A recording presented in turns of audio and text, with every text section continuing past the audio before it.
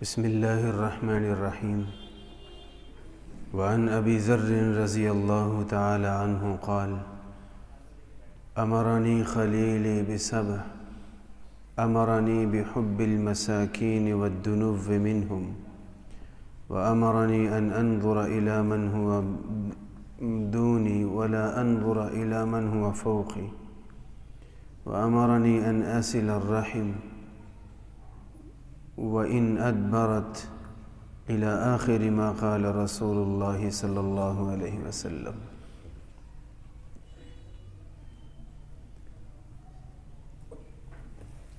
امام احمد بن حنبل رحمہ اللہ نے اپنی معروف کتاب مسند احمد میں یہ حدیث پاک روایت فرمائی ہے جو ابھی پڑھی،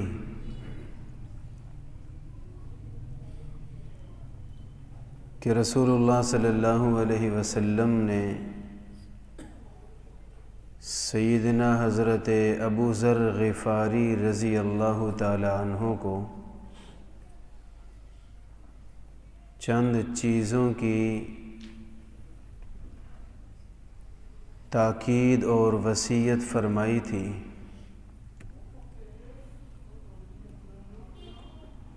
آپ فرماتے ہیں کہ مجھے رسول اللہ صلی اللہ علیہ وسلم نے 7 چیزوں کا پابند فرمایا، 7 چیزوں کا بڑی تاکید سے حکم دیا، اور فرماتے ہیں کہ مجھے جو میرے محبوب صلی اللہ علیہ وسلم نے فرما دیا ہے، نہ کبھی اس کی خلاف ورزی کی ہے اور نہ ہی کروں گا۔ وہ 7 باتیں کون سی ہیں؟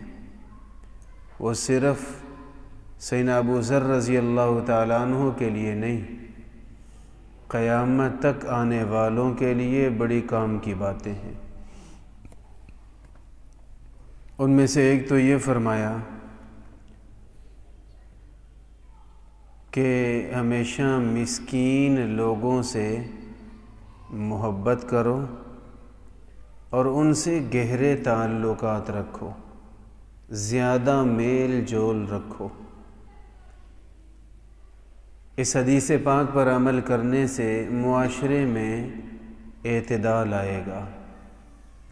امیر اور غریب ہونا تو اللہ کی حکمت کا تقاضا ہے، لیکن امیر دولت کے نشے میں آئے یہ غلط ہے، اور غریب احساس کمتری کا شکار ہو یہ غلط ہے۔ معاشرے میں اللہ تعالیٰ نے خود اپنی حکمت سے فرق رکھا۔ قرآن کریم میں ہے واللہ فضل بعضکم علی بعض فی الرزق، اللہ نے لوگوں کا رزق خود ایک جیسا نہیں رکھا، کسی کو اللہ نے مالدار بنایا، کسی کو اللہ نے محتاج بنایا۔ مالدار کو اللہ تعالیٰ آزما رہے ہیں کہ یہ پیسہ رکھ کر کیا کرتا ہے، اور غریب آدمی کو اللہ آزما رہے ہیں کہ یہ غربت میں رہ کر کیا کرتا ہے۔ تو یہ اللہ کی تقسیم ہے، اور غریب کے لیے غربت اچھی، مالدار کے لیے دولت اچھی، اگر یہ دونوں اللہ کے حکموں کو پورا کریں۔ تو اگر یہ تقسیم ہے معاشرے میں تو اس تقسیم کے نتائج صحیح ہونے چاہیے۔ مالدار اپنے مالدار ہونے کا حق ادا کرے، اور غریب کو جو تعلیمات ہیں وہ اس کے مطابق عمل کرے۔ تو مالدار کو حکم دیا جا رہا ہے کہ ہمیشہ مسکین قسم کے لوگوں سے محبت کرو، محبت، دلی تعلق رکھو ان لوگوں سے، اور ان سے اپنا گہرا تعلق رکھو، ان کے قریب رہو۔ ایک فائدہ میں نے کل حدیث پاک کے حوالے سے درس کے آخر میں عرض کیا تھا کہ بہت سارے لوگوں کی آخرت اسی وجہ سے سنور جائے گی کہ کسی مسکین غریب کا خیال رکھتے تھے، مسکین کا خیال رکھتے تھے۔ نبی کریم صلی اللہ علیہ وسلم نے دوسری بات جو سیدنا ابو ذر رضی اللہ عنہ کو فرمائی، اس میں آپ علیہ الصلاۃ والسلام نے ارشاد فرمایا، ابو ذر ہمیشہ دنیا داری میں اپنے سے نچلے پہ نظر رکھنا، اپنے سے اوپر والے پہ نظر نہ رکھنا۔ یہ تو ایک کائنات کی حقیقت ہے کہ اللہ تعالیٰ نے غریب سے غریب بھی پیدا کیے، مالدار سے مالدار بھی بنائے۔ کوئی مالدار ایسا نہیں ہے کہ جس سے اوپر کوئی مالدار نہ ہو۔ تو اللہ تعالیٰ نے ہمیں حکم یہ دیا کہ یہ فرق تو رہے گا کائنات میں، تمہاری شفا اور تمہارا دل کا سکون اس میں ہے کہ دنیا داری کے معاملے میں نظر رکھو اپنے سے نچلے پر، اور اپنے سے اوپر والے پہ نظر مت رکھو۔ بہت ساری پریشانیاں وہ انسان کے اپنے اندر ہوتی ہیں اور بندہ سمجھتا ہے کہ یہ باہر سے مجھے مشکل آ رہی ہے۔ کسی طالب علم نے شروع میں اگر سن لیا ہو کہ انگلش بڑی مشکل کتاب ہے، بڑا مشکل سبجیکٹ ہے، یہ نہیں بندہ پڑھ سکتا، یہ آتی نہیں ہے، جو مرضی کر لو۔ کسی نالائق طالب علم کا یہ تبصرہ جس نے سن لیا اور دل میں بٹھا لیا، اس کو نہیں آئے گی، جو مرضی کر لے، جب تک یہ وہم دل سے نہ نکالے۔ تو بہت سارے مسائل کو کہتے ہیں کہ وہ ہوتے انٹرنل ہیں اور بندہ سمجھتا ہے ایکسٹرنل ہے۔ معاملہ اندر کا ہوتا ہے، خرابی اپنے اندر ہے۔ بندہ کہتا ہے یہ کتاب بڑی مشکل ہے، یہ تو آ ہی نہیں سکتی کسی کو۔ تو اصل میں قصور کتاب کا نہیں، قصور تیری اپنی سوچ کا ہے۔ ایک وہم بٹھا لیا، یہ وہم نہیں نکلے گا جب تک اس کو نکالو گے نہیں۔ تو بہت سارے نفسیاتی مسائل ہوتے ہیں جو خرابی اپنے اندر ہوتی ہے اور روتا بندہ دوسروں کو ہے۔ وہ جی لوگ ایسے ہیں جی، زمانہ بے وفا جی، نیکی کا دور ہی نہیں رہا جی۔ یہ جو سارے مسائل ہیں یہ اصل میں خرابی اندر ہے، اور شکوہ ہم دوسروں سے کر رہے ہوتے ہیں کہ لوگ ایسے ہیں۔ رسول اللہ صلی اللہ علیہ وسلم نے اسی طرح کا ایک بہت بڑا نفسیاتی مسئلہ حل کر دیا، اور یہ صرف نفسیاتی نہیں بلکہ انسان کا اخلاقی اور عبادت کے لحاظ سے بھی بہترین مسئلہ حل ہو گیا، صرف نفسیاتی نہیں ہے۔ نبی پاک صلی اللہ علیہ وسلم نے فرمایا، دنیا داری میں نظر ہمیشہ اپنے سے نچلے پہ رکھو۔ اگر آپ کے پاس ایک پرانی سی 70 موٹر سائیکل ہے اور آپ کی نظر کسی پراڈو والے پر ہے، آپ کی نظر کسی بڑی گاڑی والے پر ہے، تو جیسے ہی گاڑی گزرے گی آپ کی سوچ گھوم جائے گی، یار میں کتنا محروم آدمی ہوں، دیکھو اللہ نے اس کو کتنا کچھ دیا، اور معاذ اللہ مجھے تو میرے رب نے دیا ہی کچھ نہیں، میرے پاس کیا ہے، میرے ساتھ اچھا نہیں ہو رہا۔ تو یہ خرابی اصل میں اندر کی ہے، اور ناشکری ہی ناشکری ذہن میں آتی رہے گی۔ ابھی سوچ رہے ہوں گے اتنے میں اس سے اچھی گاڑی سامنے سے گزر جائے گی، پھر اور مسئلہ بنے گا۔ تو کس کس بات کو آپ لیں گے اور نتیجہ یہ ہوگا کہ انتہائی ناشکرا اور مایوس آدمی بن جائے گا۔ اور یاد رکھیں، جس کی زبان پہ شکوے ہونا کوئی بھی اس کو پسند نہیں کرتا۔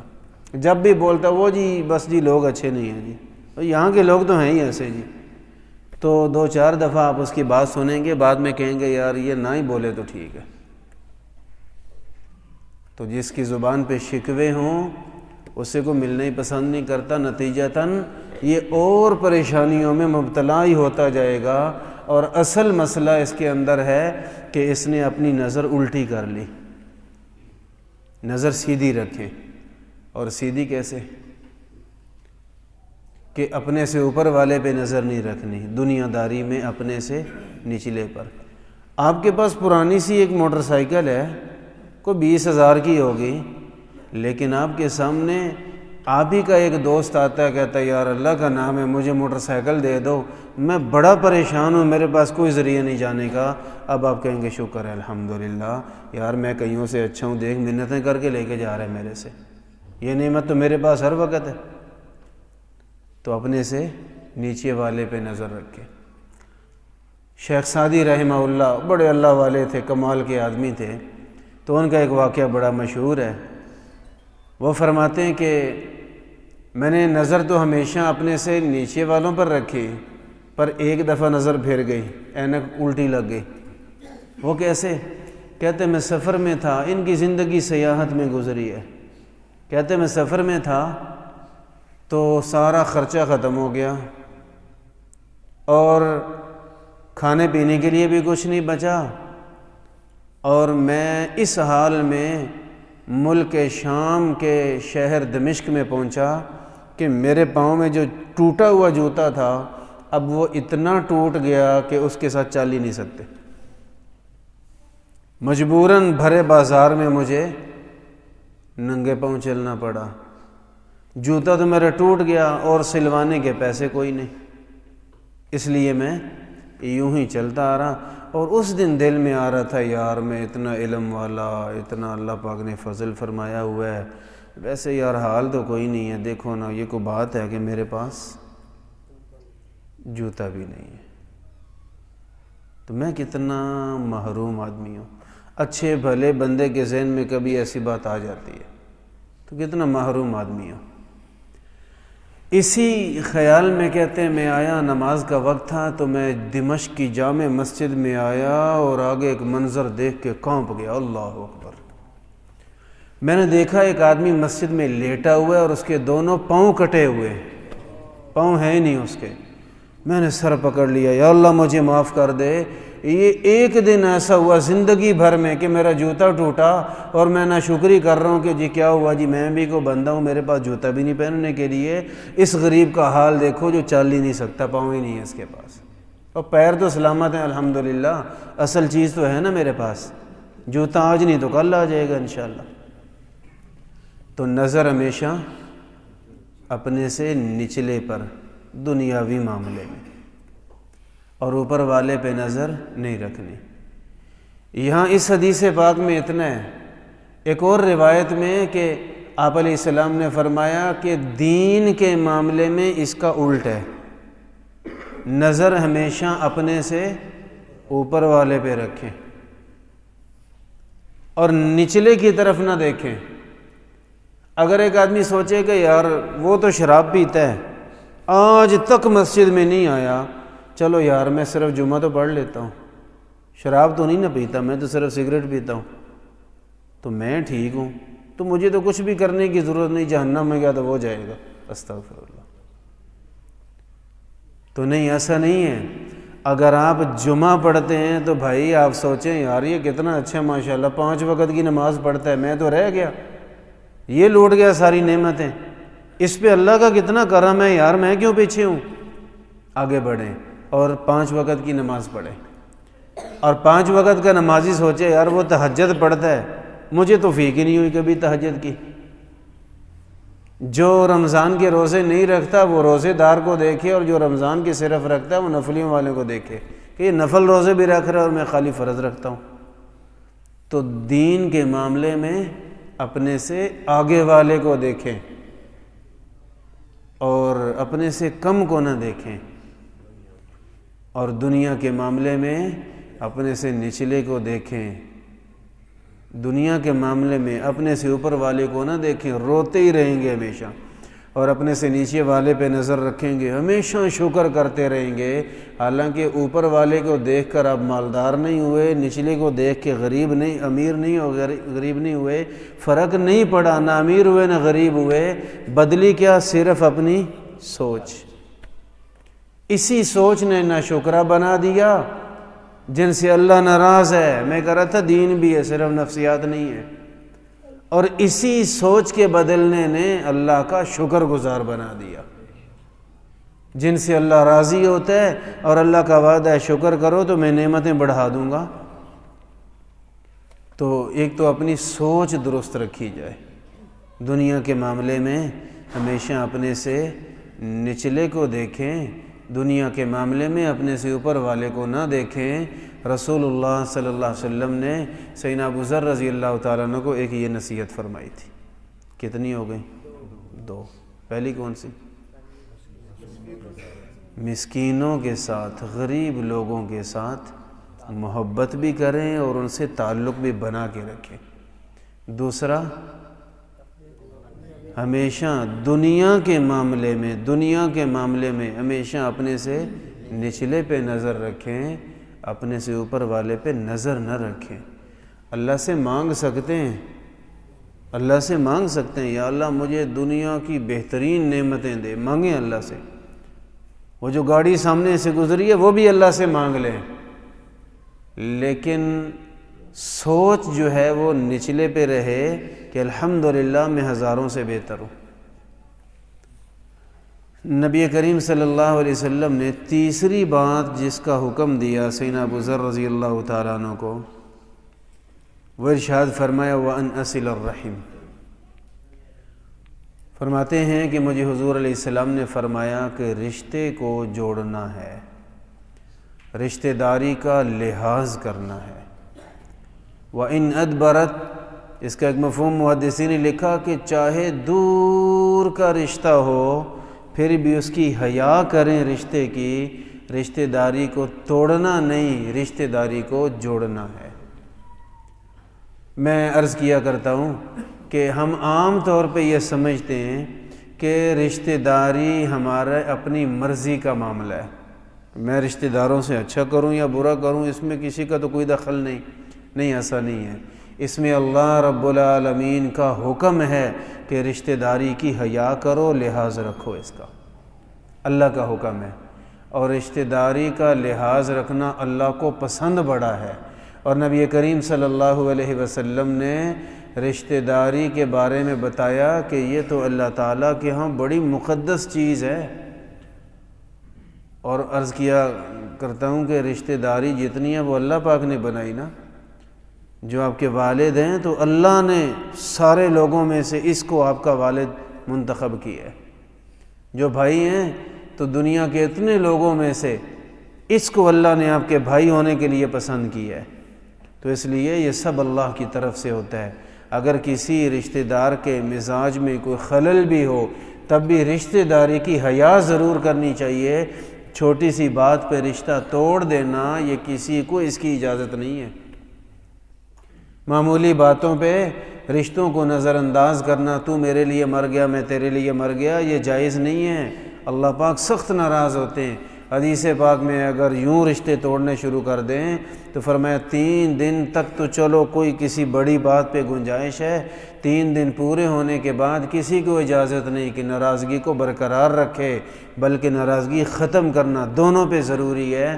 اور 3 دن کے بعد بھی اگر کوئی ناراض رہے اور اسی ناراضگی کی حالت میں موت آ گئی، جہنم میں جائے گا۔ یہ اتنی بڑی چیز تو ہے رشتہ داری، لہذا رشتہ داری کا لحاظ کرنا بڑا ضروری ہے، رشتوں کو جوڑنا ضروری ہے۔ رشتہ داری کے لحاظ کے بارے میں ذرا سی بات عرض کرتے ہیں۔ آپ دیکھتے ہیں کہ فلاں رشتہ دار کا مزاج بالکل اور ہے، میری سوچ بالکل اور ہے، تو شریعت یہ نہیں کہتی کہ آپ اس کے ساتھ بڑے گہرے تعلقات رکھیں، شریعت نہیں کہتی۔ رشتہ داری کی حیا رکھیں، کوئی ہمدردی کا موقع ہے ہمدردی کریں، اس پہ مشکل وقت آئے اس کا ساتھ دیں، اور بے شک تعلق تھوڑا رکھ لیں۔ منع ہے تعلق کو توڑنا، ختم کر دینا، یہ منع ہے۔ ایک آدمی کا مزاج آپ سے مختلف ہے تو آپ اس سے تعلق کم کر لیں، لیکن جب ملاقات ہو اچھے انداز میں ملیں، جب لین دین کا موقع ہے اچھا لین دین کر لیں، اس پہ مشکل وقت آئے آپ اس کے ساتھ کھڑے ہو جائیں، ویسے بے شک تعلق کم کر لیں، کم کرنے میں کوئی حرج نہیں۔ آپ دیکھتے ہیں کہ پہلے تو اس کے ساتھ بڑا اچھا معاملہ تھا، اب اس کی سوچ اور ہو گئی ہے، میری اور ہو گئی ہے، تو تھوڑا فاصلہ رکھ لیں۔ وہ ٹرک کے پیچھے لکھا ہوتا ہے نا فاصلہ رکھے، تو کہیں رکھنا پڑتا ہے فاصلہ، ٹرالی کے پیچھے تو فاصلہ رکھیں، تو کہیں فاصلہ رکھنا پڑتا ہے۔ کوئی رشتہ دار ایسے ہوتے ہیں، کوئی گلی والے ایسے ہوتے ہیں، کوئی دوست ایسے ہوتے ہیں، تو اللہ تعالیٰ نے رشتوں کو توڑنے سے منع فرمایا۔ رشتہ جوڑنے والا کون ہے؟ نبی کریم صلی اللہ علیہ وسلم رشتے جوڑنے والے، اللہ کے سارے نبی رشتوں کو جوڑنے والے، رشتوں کی حیا کرنے والے۔ یہ جو حیا ہے نا، یہ بڑا قیمتی اثاثہ ہے انسان کے اندر۔ حیا، بڑے کی حیا، چھوٹے کا خیال کرنا، یہ حیا کرنا کہ یار یہ میرے سے چھوٹا ہے، اب اس کو میں مارتا ہوا اچھا نہیں لگتا، یار یہ میرے سے بڑے ہیں، میں ان کے سامنے بولتا ہوا اچھا نہیں لگتا۔ یہ جو طبیعت میں جھجک اور حیا ہے، اللہ کو بہت پسند ہے، بہت پسند ہے اللہ تعالیٰ کو۔ تو یہ طبیعت میں حیا ہونی چاہیے، اور خاص طور پہ رشتے کی حیا۔ یہ میرے فلاں لگتے ہیں، اس لیے میں ان کے ساتھ زیادتی نہیں کر سکتا، جو مرضی ہو جائے۔ تو تیسری بات جو رسول اللہ صلی اللہ علیہ وسلم نے سیدنا ابو ذر رضی اللہ عنہ کو فرمائی، وہ کیا تھی؟ رشتے کو جوڑو، چاہے وہ دور کا رشتہ ہو، چاہے وہ دور کا رشتہ ہو۔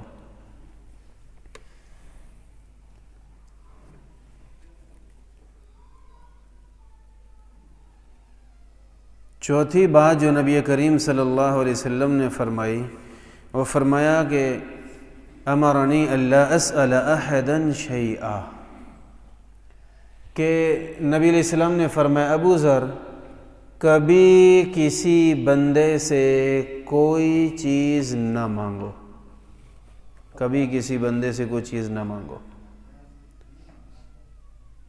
کوئی ضرورت پڑ گئی تو قرض وغیرہ کا لین دین اور چیز ہے، وہ نبی علیہ السلام خود بھی کر لیتے تھے۔ آپ علیہ السلام کی جب وفات ہوئی ہے تو گھر میں اس وقت جو چراغ جل رہا تھا ادھار کا تیل تھا اس میں، تو ادھار لینا ضرورت میں وہ زندگی کا حصہ ہے، لیکن چیز مانگنا کسی سے، یار یہ آپ کی ٹوپی بڑی اچھی ہے یہ مجھے دے دو، یار یہ انگوٹھی بہت خوبصورت ہے مجھے دے دو۔ عجیب بات ہے کہ جو خوبصورت اس کو لگ رہی ہے تو آپ یہ کہہ رہے ہیں کہ یہ مجھے مل جائے، اس کے پاس نہ ہو۔ یہ اچھی عادت نہیں ہوتی۔ اگر اچھی لگ رہی ہے تو آپ اسی طرح کی دوسری چیز منگوا لیں۔ تو ہاں اگر کوئی بہت بے تکلف ہے اور وہ آپ کو دے کے خوش ہوتا ہے تو ایک الگ بات ہے، لیکن کبھی یہ غلط فہمی ہوتی ہے کہ یار یہ مجھے دے کے خوش ہوگا، تو اس لیے احتیاط اچھی ہے۔ نبی کریم صلی اللہ علیہ وسلم نے فرمایا کبھی کسی سے کچھ نہ مانگو۔ ایک حدیث پاک میں نبی کریم صلی اللہ علیہ وسلم نے حضرت ابو ذر غفاری رضی اللہ تعالیٰ عنہ سے ہی فرمایا تھا، لا تسألن احدا شیئا وان سقط صوتک، کسی سے کچھ بھی نہیں سوال کرنا۔ اگر آپ گھوڑے پہ سوار ہیں اور آپ کی چھڑی گر گئی ہے، کوڑا گر گیا ہے، تو خود اترو اور اٹھا لو، کسی سے کسی چیز کا سوال نہیں کرنا۔ تو اس لیے سوال کرنے سے نبی علیہ السلام نے روکا۔ میں کہہ رہا تھا اسی حدیث میں غریب کے لیے بھی ہدایات ہیں، تو یہ غریب کے لیے ہدایات ہیں کہ کبھی کسی سے کچھ مانگیں نہیں، کبھی کسی سے کچھ نہ مانگیں۔ ہاں مانگیں، لیکن اللہ سے مانگیں، سب کچھ مانگیں اللہ سے، دین بھی مانگیں، دنیا بھی مانگیں۔ نبی کریم صلی اللہ علیہ وسلم نے ہمیں دین اور دنیا دونوں کی بھلائیاں مانگنے کا حکم دیا۔ قرآن کریم میں ہے، اللہ تعالیٰ فرماتے ہیں کچھ لوگ ایسے ہیں جو جب بھی دعائیں کرتے ہیں نا تو صرف یہ دعا کرتے ہیں ربنا آتنا فی الدنیا، یا اللہ دنیا کی یہ بھی چیز دے دے، یہ بھی دے دے، یہ بھی دے دے۔ شروع سے آخر تک دعا میں یہی ہے بس۔ اس نالائق کو یہ فکر نہیں کہ میری موت کیسے آئے گی، یا اللہ مجھے اچھی نماز کی توفیق دے دے، یا اللہ رمضان آ رہا ہے، زندگی میں جتنے رمضان آئے اس رمضان میں سب سے زیادہ عبادت کی توفیق دے۔ مانگے نا اللہ سے، یہ بھی تو مانگنے کی چیزیں اور یہ اچھی چیزیں، اعلیٰ چیزیں۔ یا اللہ اپنی محبت عطا فرما، یا اللہ نبی علیہ السلام کی محبت عطا فرما، یا اللہ دین پہ قائم رکھ، مر مٹنے والا بنا دے، یا اللہ خاتمہ اچھا عطا فرما، جنت عطا فرما، جہنم سے پناہ عطا فرما۔ نماز پڑھنے آئیں تو اللہ تعالیٰ سے دعائیں کرتے ہیں، یا اللہ اپنی رضا والی نماز نصیب فرما۔ تو یہ بھی تو مانگنے کی چیزیں ہیں۔ قرآن کریم میں ہے کہ جو آدمی اس طرح مانگتا ہے، یا اللہ دنیا کی یہ بھی چیز دے دے، یہ بھی دے دے، یہ دے، شروع سے آخر تک دنیا مانگ رہا ہے، اللہ فرما رہے ہیں دنیا تو شاید ہم دے دیں لیکن وَمَا لَهُ فِي الْآخِرَةِ مِنْ خَلَاقٍ، آخرت میں ان کا کوئی حصہ نہیں ہے، کچھ نہیں ملے گا آخرت میں۔ وَمِنْهُمْ مَنْ يَقُولُ، اور کچھ لوگ ایسے بھی ہیں اللہ کے پیارے، وہ کہتے ہیں رَبَّنَا آتِنَا فِي الدُّنْيَا حَسَنَةً وَفِي الْآخِرَةِ حَسَنَةً وَقِنَا عَذَابَ النَّارِ، یا اللہ دنیا میں بھی بہترین نعمتیں عطا فرما، یا اللہ آخرت کی بھی بہترین نعمتیں عطا فرما، یا اللہ جہنم سے بھی بچا لے۔ تو یہ ہے اچھا مانگنا، اور وہ تھا برا مانگنا۔ برا مانگنا کیا ہے؟ وہ کچھ دن پہلے ایک ویڈیو آئی تھی، چند مہینے پہلے، نیا نیا عمرہ کھولا تھا، تو ایک آدمی گیا حبشی، افریقہ کا لگ رہا تھا شکل سے، تو بیت اللہ کے پاس گیا اور ہاتھ اٹھا کے یا رب فلوس، یا رب فلوس، یا رب فلوس، یا رب فلوس، یا رب فلوس لگے ہوئے مانگی جا رہے۔ فلوس کہتے ہیں پیسوں کو، یا اللہ پیسے دے دے، یا اللہ پیسے دے دے، یا اللہ پیسے دے دے، یا اللہ پیسے دے دے۔ وہ آس پاس کے حاجی دیکھ رہے ہیں، یار ابھی کوئی اللہ سے یہ بھی مانگے گا، یا اللہ ایمان بھی نصیب فرما، یا اللہ میں بیمار ہوں شفا دے دے، میرے والدین کے لیے یا اللہ مغفرت فرما دے، کسی بہن بھائی کے لیے مانگے گا، کوئی امت کے لیے مانگے گا نا، جتنا دیر کھڑا رہا یا رب فلوس، یا رب فلوس، یا رب فلوس، یا رب فلوس، یا رب۔ ایک حاجی نے ساتھ والے نے کہا یار اللہ کے بندے کچھ اور بھی اللہ سے مانگ لے، تو وہ غصہ کھا گیا، آپ کیوں کہہ رہے ہیں مجھے یا رب فلوس، یا رب فلوس، یا رب فلوس، یا اللہ پیسے، یا اللہ پیسے، یا اللہ پیسے۔ تو یہ کتنی بری حالت ہے کہ بندہ اللہ کے گھر میں جہاں سب کچھ مانگنے پہ مل سکتا ہے، سوائے پیسے کے کچھ مانگنا آ ہی نہیں رہا، سوائے پیسے کے کچھ نہیں مانگنا آ رہا۔ محرومی کی بات ہے، محرومی کی بات۔ نبی کریم صلی اللہ علیہ وسلم دعا فرماتے تھے اللہم انی اسألک حبک وحب من یحبک وحب عمل یقربنی الی حبک، یا اللہ میں آپ سے آپ کی محبت مانگتا ہوں، یا اللہ میرے دل کو اپنی محبت سے بھر دے، وحب عمل وحب من یحبک، اور یا اللہ میں ان لوگوں کی محبت مانگتا ہوں جن سے آپ محبت فرماتے ہیں۔ اور فرمایا کہ وحب عمل یقربنی الی حبک، یا اللہ میں آپ سے ایسے اعمال مانگتا ہوں جن اعمال کی برکت سے آپ کی محبت مجھے نصیب ہو جائے۔ یہ بھی تو کتنی پیاری چیزیں ہیں مانگنے والی۔ تو اللہ فرماتے ہیں کہ کچھ لوگ ایسے ہوتے ہیں وہ جب بھی مانگتے ہیں صرف پیسہ، صرف پیسہ، صرف دنیا۔ اللہ فرماتے ہیں شاید پیسہ دے دیں آخرت میں کچھ نہیں ملے گا۔ اور کچھ ایسے پیارے لوگ ہوتے ہیں اللہ کے، وہ جب اللہ سے مانگتے ہیں کہ یا اللہ ہمیں دنیا کی بھی اچھی بھلائیاں عطا فرما، آخرت کی بھی سب بھلائیاں عطا فرما، یا اللہ جہنم سے بھی بچا لے۔ اور نبی کریم صلی اللہ علیہ وسلم طواف کرتے ہوئے جب رکن یمانی اور حجر اسود کے درمیان آتے تو آپ علیہ الصلاۃ والسلام یہ دعا پڑھا کرتے تھے جس کی اللہ نے تعریف کی، ربنا آتنا فی الدنیا حسنہ وفی الآخرۃ حسنہ وقنا عذاب النار۔ اللہ تعالی ہم سب کو اسی جگہ جا کر سنت کے مطابق یہ دعائیں پڑھنے کی توفیق دے۔ نبی کریم صلی اللہ علیہ وسلم نے فرمایا ابو ذر کبھی کسی سے کچھ بھی نہیں مانگنا، آپ نے کبھی کسی سے سوال نہیں کرنا۔ ہاں اللہ سے سارے سوال کرو، اللہ سے دین بھی مانگو، اللہ سے دنیا بھی مانگو، اللہ سے آخرت کی نعمتیں مانگو، اپنے لیے، اپنوں کے لیے، اور اللہ رب العالمین سے پوری امت کے لیے، جو دنیا میں آج تک جتنے ایمان والے فوت ہوئے سب کے لیے مانگا کریں۔ ایک اچھا عمل بتاتا ہوں، روزانہ کم سے کم ایک دفعہ کریں، میرے خیال سے 3-4 منٹ لگیں گے، اس سے زیادہ نہیں۔ تھوڑی دیر بیٹھ کے نا کچھ ذکر کر کے اللہ سے دعا کریں، یا اللہ نبی پاک صلی اللہ علیہ وسلم کی ساری امت کو اس کا اجر عطا فرما، آج تک جتنے فوت ہوئے سب ایمان والوں کو اجر عطا فرما۔ یہ دعا کر دیا کریں، 3-4 منٹ لگیں گے نا، اللہ کی قسم اللہ اتنا دے گا دنیا آخرت میں آپ اندازہ نہیں کر سکتے، بڑا اللہ پاک مہربانی فرمائیں گے۔ 24 گھنٹوں میں سے 3-4 منٹ سورہ فاتحہ پڑھ لیں، درود شریف پڑھ لیں، 3 دفعہ قل هو اللہ۔ حدیث پاک میں جو 3 دفعہ قل هو اللہ پڑھتا ہے پورے قرآن پاک کا ثواب اللہ پاک عطا فرماتے ہیں۔ تو یہ پڑھ لیں، اور کچھ اور ذکر کوئی 2-4 دفعہ سبحان اللہ اخلاص کے ساتھ کلمہ طیبہ پڑھ لیں 5-7 دفعہ، ایسے کر کے ایک خوبصورت سا تحفہ بنا کے یا اللہ اس کا ثواب آج تک نبی علیہ السلام کی امت کے جتنے گزرے ایمان والے سب کو عطا فرما دے، تو سب کو مل جائے گا۔ اس میں ہمارے اپنے بھی کئی ہوں گے، ہمارے اساتذہ کرام بھی ہوں گے، اور ہمارے محلے والے بھی آ جائیں گے، اور جن کو ہم جانتے نہیں، امام بخاری بھی ہوں گے، امام ترمذی بھی ہوں گے، یہ صاحب مشکات بھی ہوں گے، صحابہ کرام، سب کو تحفہ پہنچ جائے گا۔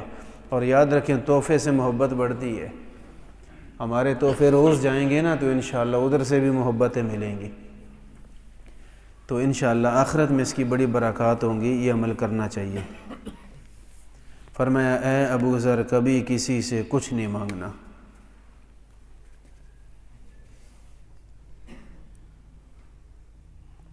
اور فرمایا وَإِنْ أَقُولَ بِالْحَقِّ وَإِنْ كَانَ مُرًّا، فرمایا ابو ذر جب بھی بات کرنی ہو حق کرنی ہے، حق بات کرنی ہے چاہے کڑوی ہو، جب بھی بات کرو حق بات کرو چاہے وہ کڑوی کیوں نہ ہو۔ حق بات کرنے کا تو حکم ہے، لیکن اس کا طریقہ بھی حق طریقہ ہونا چاہیے، باطل نہیں ہونا چاہیے۔ ہمارے ہاں یہ ہے کہ ہم یا تو بات ٹھیک نہیں کرتے، بات ٹھیک کریں تو نیت ٹھیک نہیں ہوتی، نیت ٹھیک ہو تو طریقہ ٹھیک نہیں ہوتا، کہیں خلل وہی بات ہے اپنے اندر ہوتا ہے، پھر ہم کہتے ہیں بڑا ڈھیٹ آدمی ہے، اگلا ہے ہی ایسا۔ کیسے؟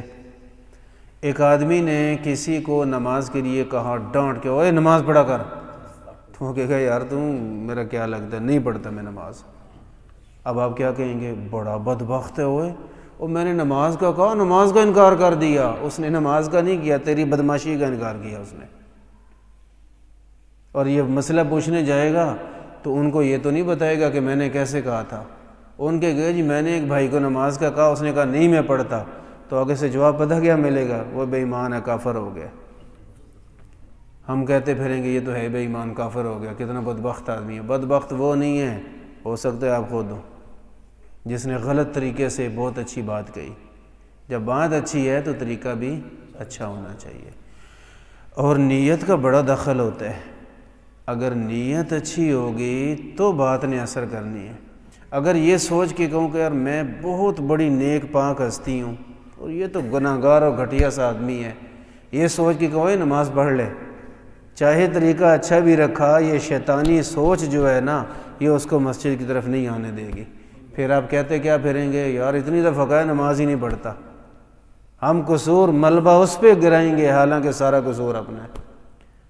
تو مولانا شبیر احمد عثمانی رحمہ اللہ ہمارے بزرگوں میں سے گزر چکے ہیں، وہ فرماتے ہیں کہ اگر کہتے ہیں میں قسم کھا کے کہہ سکتا ہوں، اگر آپ حق بات کریں اور حق نیت سے کریں اور حق طریقے سے کریں، اثر ضرور ہوگا۔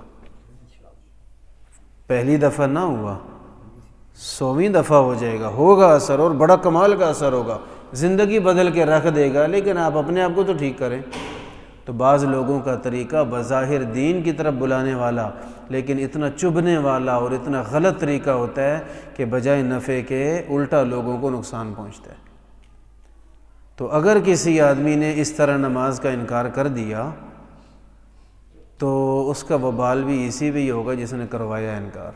ہاں اگر آپ محبت سے کہیں گے، اس کو اپنے سے بہتر سمجھیں گے کہ یار میں اگرچہ نماز پڑھتا ہوں، وہ نہیں پڑھتا، لیکن یہ میرے اندر ایک خوبی ہے اور اس کے اندر ایک خامی ہے، اس کے علاوہ اس میں 1000 خوبیاں ہوں گی، ہو سکتا ہے میرے اندر ایک بھی نہ ہو، تو یار یہ مجھ سے اچھا ہے، نہ جانے یہ نماز پڑھنے لگے گا میرے سے کتنا آگے نکل جائے گا، پتہ نہیں اللہ پاک اس سے کتنی محبت فرماتے ہیں۔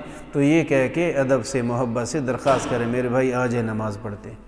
تو جب انشاءاللہ محبت سے کہیں گے اور اس کو اپنے سے اچھا سمجھتے ہوئے کہیں گے تو انشاءاللہ اس کی برکات بہت زیادہ ہوں گی۔ رسول اللہ صلی اللہ علیہ وسلم نے فرمایا ابو ذر ہمیشہ حق بات کرنی ہے چاہے کڑوی ہو۔ وَأَمَرَنِي أَلَّا أَخَافَ فِي اللَّهِ لَوْمَةَ لَائِمٍ، اور نبی علیہ السلام نے فرمایا ابو ذر دین کا کام کرتے ہوئے، دین پر عمل کرتے ہوئے کبھی لوگوں کی ملامت سے نہیں ڈرنا۔ یار لوگ ناراض ہو جائیں گے تو ہونے دو، نہیں یار وہ کیا کہیں گے، تو جو کہتے ہیں کہنے دو بھائی، کہہ لیں جو کہنا ہے۔ نبی علیہ السلام نے فرمایا ابو ذر، دین اگر آپ کو یقین ہے کہ میں دین پہ عمل کر رہا ہوں، صحیح کر رہا ہوں، غلط نہیں ہے، تو آپ مضبوط ہو کے عمل کریں، یہ وہم ہی نکال دیں کہ لوگ کیا کہیں گے، نکال دیں اس بات کو ذہن سے۔ تو فرمایا کہ لوگوں کا وہم دل سے نکال دیں اور ملامت کرنے والے کی ملامت دل سے نکال دیں دین پر عمل کرنے کے معاملے میں۔ اور نبی کریم صلی اللہ علیہ وسلم نے فرمایا ابو ذر، جتنا زیادہ ہو سکے لا حول ولا قوت الا باللہ پڑھتے رہا کرو، جتنا زیادہ ہو سکے لا حول ولا قوت الا باللہ پڑھتے رہا کرو۔ آپ علیہ الصلوۃ والسلام نے ارشاد فرمایا کہ جتنا زیادہ یہ پڑھو گے لا حول ولا قوت الا باللہ، تو آپ یقین رکھو کہ عرش کے خزانے آپ کو مل گئے ہیں، عرش کے خزانے مل گئے۔ یہ عرش کے خزانوں میں سے ہے، یہ دنیا میں کبھی ان چیزوں کی قیمت قدر نظر نہیں آتی، لیکن اللہ کی نگاہ میں بڑی قدر ہے، وہاں جائیں گے تو سامنے آئے گی، وہاں جائیں گے تو نظر آئے گی قدر۔ تو اس لیے نبی پاک صلی اللہ علیہ وسلم نے فرمایا کہ لا حول ولا قوت الا باللہ زیادہ سے زیادہ پڑھتے رہا کرو، یہ جنت کے خزانوں میں سے ایک خزانہ ہے۔ اس کا مطلب کیا ہوتا ہے لا حول ولا قوت الا باللہ؟ وہ ایک مولانا صاحب آئے تھے، غالباً مفتی شفیق صاحب تھے، تو انہوں نے پوچھا تھا التحیات للہ کا ترجمہ کیا ہے، ایک دو نے بتایا باقی نے نہیں، تو پھر میں نے موقع پہ تو کہنا اچھا نہیں سمجھا، لیکن بہرحال آپ حضرات کی اطلاع کے لیے عرض ہے، رمضان شریف میں یہیں بیٹھ کے میرے خیال سے ظہر کے بعد میں نے پوری نماز کا ترجمہ تھوڑا تھوڑا کر کے کہلوایا تھا۔ تو بہرحال یہ نہیں ہے کہ کہلوایا نہ ہو، یہ نہیں ہے کہ وضو کے پاکی کے نماز کے مسائل بتائے نہ ہوں، باقی کوشش کرنی چاہیے، جتنا رہ سکے یاد رکھنا چاہیے، یاد رکھنا چاہیے۔ تو لا حول ولا قوت الا باللہ کا ترجمہ وہ ہے لا حول، گناہ سے بچنے کی طاقت یا اللہ میرے پاس کوئی نہیں، ولا قوہ، اور یا اللہ نیکی کرنے کی طاقت بھی میرے پاس کوئی نہیں، نہ اپنے زور سے گناہ سے بچ سکتا ہوں اور نہ ہی اپنے زور سے نیکی کر سکتا ہوں، یا اللہ جب تک آپ مدد نہ فرمائیں۔ اور جب اس طرح کوئی آدمی اللہ کے سامنے ہتھیار ڈال دیتا ہے، اللہ تعالیٰ بڑا ہی فضل فرماتے ہیں، پھر گناہ سے بچنے کی توفیق بھی ملتی رہتی ہے، پھر نیکی کرنے کی توفیق بھی ملتی رہتی ہے۔ تو یہ مطلب ہے لا حول ولا قوت الا باللہ، کہ نہ گناہ سے بچنے کی طاقت ہے اور نہ ہی نیکی کرنے کی طاقت ہے، سوائے اللہ کی مدد کے۔ اللہ تعالیٰ کی مدد ہوگی تو یہ کام ہوگا۔ نبی پاک صلی اللہ علیہ وسلم نے فرمایا کہ یہ لا حول ولا قوت الا باللہ کثرت سے پڑھتے رہا کرو۔ آپ علیہ الصلوۃ والسلام نے 7 باتوں کا حکم دیا سیدنا ابو ذر رضی اللہ عنہ کو۔ پہلی بات فرمایا مسکین لوگوں سے محبت بھی کرو اور ان سے تعلق بھی گہرا رکھو، زیادہ تعلق بنا کے رکھو۔ دوسری بات، ہمیشہ دنیاوی معاملے میں اپنے سے نیچے والے پر نظر رکھو، اوپر والے پہ نظر نہ رکھو۔ تیسری بات فرمایا رشتوں کو جوڑو، چاہے رشتہ دور کا ہو، رشتہ توڑنا نہیں، رشتہ جوڑنا ہے۔ چوتھی بات فرمائی کہ کسی سے کبھی بھی سوال نہیں کرنا، نہ چھوٹی چیز کا نہ بڑی چیز کا۔ اور پانچویں بات یہ ارشاد فرمائی کہ جب بھی بات کرنی ہے حق بات کرنی ہے، چاہے وہ کڑوی ہو۔ چھٹی بات فرمایا کہ دین پر عمل کرتے ہوئے لوگوں کے برا بھلا کہنے سے نہیں ڈرنا، دین پر عمل کرتے ہوئے لوگوں کے برا بھلا کہنے سے نہیں ڈرنا۔ اور ساتویں بات ارشاد فرمائی، زیادہ سے زیادہ لا حول ولا قوت الا باللہ پڑھتے رہا کرو۔ یہ 7 باتوں کی نبی علیہ السلام نے مجھے حکم دیا تھا، پابندی کا حکم دیا تھا۔ فرماتے ہیں جب سے آپ نے حکم دیا نہ میں نے اپنے پیارے نبی کی بات کی اب تک مخالفت کی ہے، نہ ہی مخالفت کروں گا، ہمیشہ پابندی کی ہے، ہمیشہ کروں گا۔ اللہ تعالی ہم سب کو بھی پابندی کی توفیق عطا فرمائے۔